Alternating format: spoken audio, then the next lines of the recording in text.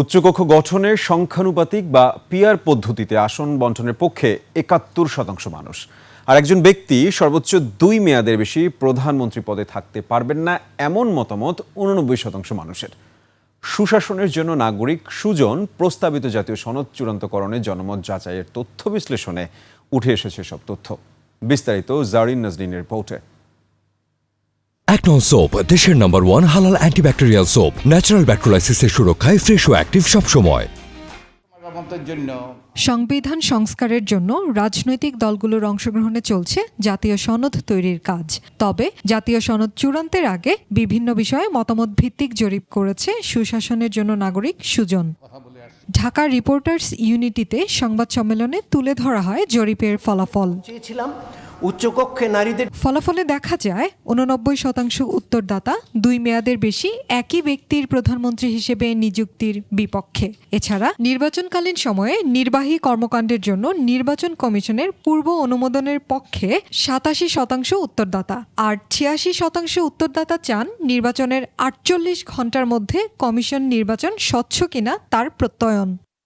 সংসদ কাঠামো নিয়েও মতামত দিয়েছে মানুষ। জরিপে অংশগ্রহণকারী ৬৯% দ্বিকক্ষ বিশিষ্ট সংসদের পক্ষে, ৭১% চান উচ্চকক্ষে সমানুপাতিক প্রতিনিধিত্ব। নারীদের জন্য নিম্নকক্ষে ঘূর্ণায়মান সংরক্ষিত আসনে প্রতিযোগিতামূলক ভোট সমর্থন করেন ৬৩% উত্তরদাতা, আর উচ্চকক্ষে ৩০টি সংরক্ষিত নারী আসনের পক্ষে ৬৯%। এছাড়া জরিপে অংশগ্রহণকারী ৯২% উত্তরদাতা অপরাধী দুর্নীতিবাজদের দলীয় সদস্যপদ নিষিদ্ধ করার পক্ষে। এই জরিপ রাজনৈতিক সংস্কারের দাবিকে জোরালো করে তুলেছে বলে মনে করেন সুজন। ঐক্যমত্য কমিশন রাজনৈতিক দলের সাথে আলাপ আলোচনার ভিত্তিতে যেসব বিষয়ে ঐক্যমত্য পৌঁছার চেষ্টা করছে কিংবা পৌঁছেছে, সেগুলো যাতে বাস্তবায়িত হয়, সেগুলো যাতে জনগণ সে ব্যাপারে সচেতন হয়, সেই জন্যেই আমরা একটা জাতীয় সনদের খসড়া তৈরি করেছি।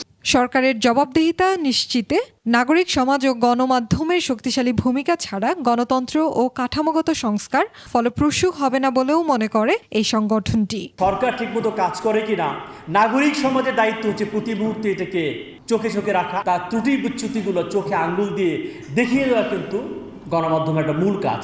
নির্বাচনের মাধ্যমে কেবল ক্ষমতার পালাবদল নয়, গুণগত পরিবর্তনের তাগিদও দেয়া হয় সংবাদ সম্মেলনে। একই ব্যক্তি সর্বোচ্চ ২ মেয়াদের বেশি প্রধানমন্ত্রী পদে না থাকার বিধান সম্পর্কে ৮৯% মানুষ মত দিয়েছেন। জারিন নাজনীন, ২১ টেলিভিশন, ঢাকা।